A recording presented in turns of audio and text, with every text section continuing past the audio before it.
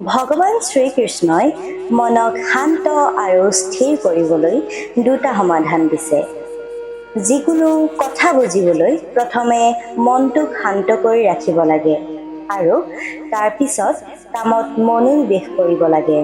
কাৰণ আমি মনত প্ৰশ্ন বিচাৰি বিচাৰি আৰু মনত নিজে উত্তৰ দিয়াৰ পিছত বহি থাকোঁ। ভগৱান শ্ৰীকৃষ্ণই মনক শান্ত কৰি ৰাখিবলৈ দুটা কথা কৈছে। নমস্কাৰ, মই ডিম্পল নাথ। আপুনি শুনি আছে বি মটিভেটেড। ভগৱান শ্ৰীকৃষ্ণই ভাগৱতত কৈছে, মনৰ অস্থিৰতা স্বভাৱ। আমাৰ মনটোৱে অনুভৱ কৰে যে যদি ই বেলেগ বেলেগ কথা চিন্তা কৰি থাকে, তেন্তে আমাৰ সন্মুখত অহা প্ৰতিটো অসুবিধা আৰু বিপদৰ পৰা আমাক ৰক্ষা কৰিব। কিন্তু এনে নহয়। আমি আমাৰ জীৱনত বহু সময় চিন্তা কৰিয়েই কটাওঁ। ভগৱান শ্ৰীকৃষ্ণই কৈছে যে এই মনৰ স্বভাৱ সলনি কৰাটো কঠিন, কিন্তু অসম্ভৱ নহয়।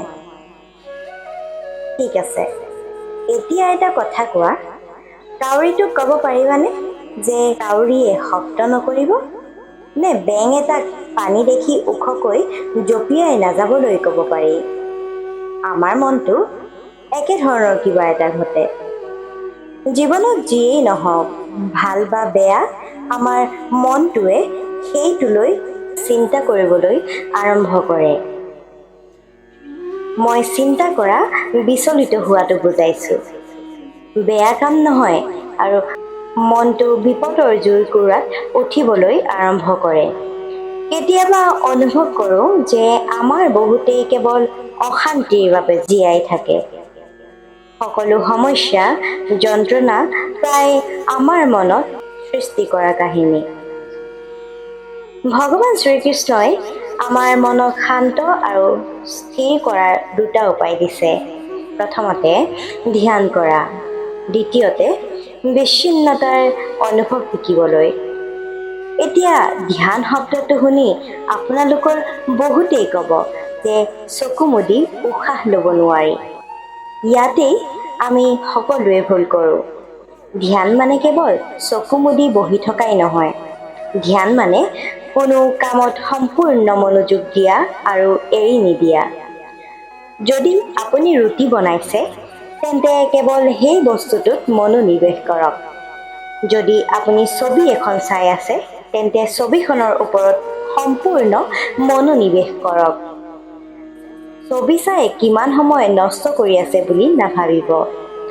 যেতিয়া আপুনি জীৱনৰ প্ৰতিটো সৰু ডাঙৰ কাম সম্পূৰ্ণ মনোযোগেৰে কৰে, তেতিয়া আপোনাৰ জীৱনটো নিজেই এক ধ্যান ধাৰণাত পৰিণত হয়। এনে জীৱনত শান্তি, স্থিৰতা, সাহস আৰু সফলতা থকাটো অতি প্ৰয়োজনীয়। বিচ্ছিন্নতা হৈছে দ্বিতীয় সমাধান। বিচ্ছিন্নতাৰ অৰ্থ এইটো নহয় যে আপোনালোক সকলোৱে কিবা এটা এৰি হাবিত বহিবলৈ যাওক। ত্যাগ কৰাৰ প্ৰকৃত অৰ্থ আপুনি যি কাম কৰি আছে তাৰ ফল কি? কি হ'ব তাক লৈ চিন্তা নকৰিবা। যেনে, যদি আপোনাৰ সাক্ষাৎকাৰ লোৱা যায়, তেন্তে আপুনি মাত্ৰ সম্পূৰ্ণ হৃদয়েৰে প্ৰস্তুতি চলাব পাৰে আৰু আপোনাৰ শ্ৰেষ্ঠখিনি দি উভতি আহক। এই চাকৰিটো পাবলৈ বা নাপাবলৈ তোমাৰ হাতত নাই। এই ফলাফলৰ আঁৰত বিভিন্ন কথা আছে, যিটো আপোনাৰ নিয়ন্ত্ৰণত একেবাৰেই নাই। গতিকে যি কথাই কৈছে, একো কৰিব নোৱাৰিলে চিন্তাও নকৰিব, এই ত্যাগৰ প্ৰকৃত অৰ্থ। আৰু এইটো ভগৱান শ্ৰীকৃষ্ণৰ বিষয়ে চিন্তাৰ শিখাৰ পৰা মনটোক বচাবলৈ আন এক উপায়। মনত ৰাখিব, আপুনি এজন সম্পূৰ্ণ মানুহ। প্ৰজ্ঞা, ধৈৰ্য আৰু দক্ষতাৰে ভৰা এজন ব্যক্তি। যেতিয়াই আপোনাৰ মনটোৱে আপোনাক বিভিন্ন কথাত কাউৰীৰ দৰে অশান্তি দিবলৈ আৰম্ভ কৰে, তেতিয়াই মনটোক মৰমেৰে বুজাই শান্ত কৰক। মাত্ৰ নিজৰ ওপৰত বিশ্বাস ৰাখক যে আপুনি কেতিয়াও বেয়া কাম হ'বলৈ নিদিয়ে। ভিডিঅ'টো যদি চাই ভাল পালে তেন্তে লাইক কমেণ্ট শ্বেয়াৰ কৰি দিব আৰু লগতে যদি আৰু এনেকুৱা ভিডিঅ' চাবলৈ বিচাৰে তেন্তে আমাৰ চেনেলটো ছাবস্ক্ৰাইব কৰি বেল আইকনটো ক্লিক কৰি দিব। ধন্যবাদ।